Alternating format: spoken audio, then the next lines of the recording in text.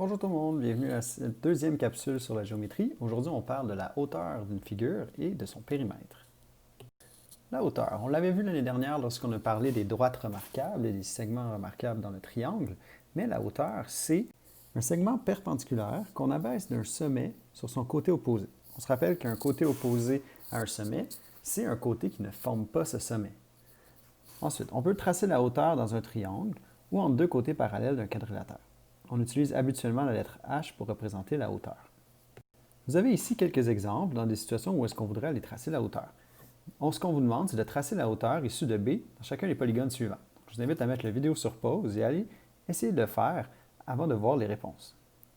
Pour le premier numéro, on va donc commencer à B, au sommet ici, et on va aller tracer la hauteur. On va aller donc tracer un segment perpendiculaire au côté opposé, qui est AC. On voit ici que le côté AC ne forme pas le sommet B.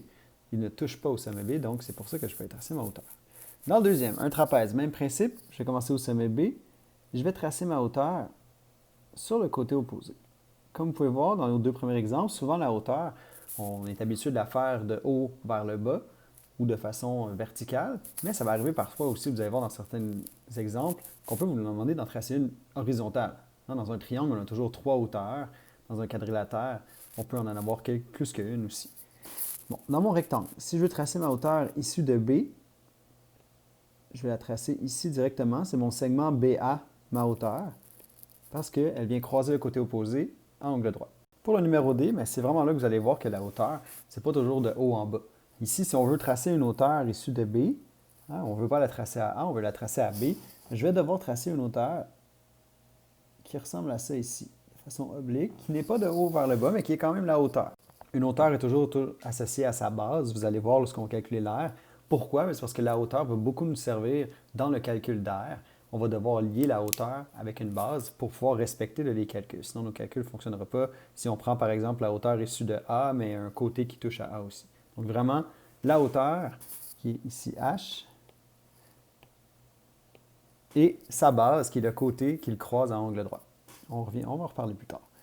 Et finalement, pour le dernier, vous avez remarqué que si j'essaie de faire une hauteur issue de B, je vais aller frapper dans le vide, si on peut dire ça comme ça. Mais dans certaines situations, on va avoir le droit de prolonger un côté de notre figure afin d'aller tracer une hauteur. Ici, c'est ce que je dois faire. Je dois donc prolonger le côté DC. Je le prolonge à l'aide de pointillés, pour dire que ça ne fait pas partie de ma figure. Et après ça, là, je peux aller tracer ma hauteur. Ma hauteur, ça ne dérange pas si c'est des pointillés ou une ligne pleine. L'important, c'est qu'il y avait une croisée à angle droit. Et donc ici, j'ai ma hauteur que je vais utiliser. Croyez-le ou non, c'est vraiment la hauteur qui va me permettre d'aller trouver l'aire du parallélogramme. On s'en reparle dans une prochaine capsule.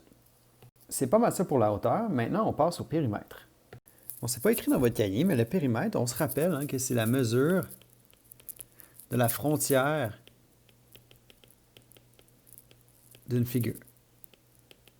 Donc, c'est la ligne brisée qui est fermée, donc la longueur de cette ligne-là. Ici, pour le losange, on voit que la ligne à l'intérieur, qui représente la diagonale, ne me sert pas à grand-chose. Ici, bon, c'est la même mesure, mais quand même, je dois vraiment prendre le 5 décimètres qui est ici et savoir que mon périmètre, ça va être donc 5 plus 5 plus 5 plus 5, ou 4 fois 5 si on veut, et on obtient 20 décimètres. Pour le trapèze, même principe. Ici, la petite difficulté, c'est que ce n'est pas toutes mes distances qui sont exprimées dans la même unité de mesure. Ça va être important que toutes les distances soient dans la même unité de mesure. Donc, dans ce cas-là, soit on met tout en mètres, tout en décimètres. Étant donné qu'on a une seule chose en décimètres, je vais changer ici des décimètres en mètres pour trouver que 20 décimètres, c'est 2 mètres.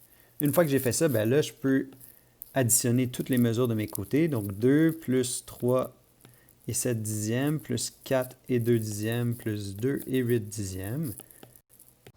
Ce qui nous donne 12,7 mètres. Finalement, pour le dernier, ça ne dérange pas si nos mesures sont en fractions. On sait que des fractions, bon, je pourrais les changer en nombres décimaux, mais bon, on peut les laisser comme ça aussi. On se rappelle que le périmètre, c'est donc la mesure de la frontière. Pour le rectangle, on a une petite formule qu'on peut utiliser ou non, qui est 2 fois la base plus 2 fois la hauteur. Donc ici, j'aurais 2 fois 8 tiers plus 2 fois 3 demi. J'obtiens 16 tiers plus, bon, 2 fois 3 demi, ça me donne 6 demi, faut l'écrire pour l'instant, mais on va voir qu'on peut le simplifier. 16 tiers plus 3. 3, si je veux le transformer en tiers, c'est 9 tiers. Donc 16 tiers plus 9 tiers pour une réponse finale qui est de 25 tiers de millimètres. Soit on le laisse en fraction, 25 tiers, on aurait peut-être voulu le changer aussi en nombre décimal, ça aurait été correct, mais vous pouvez le laisser en fraction. C'est ce qui conclut cette capsule sur la hauteur et le périmètre de figures géométriques. Je vous invite maintenant à aller faire quelques exercices, là, histoire de vous préparer mentalement pour la prochaine matière qui s'en vient, qui va être l'aire de figure. À bientôt tout le monde!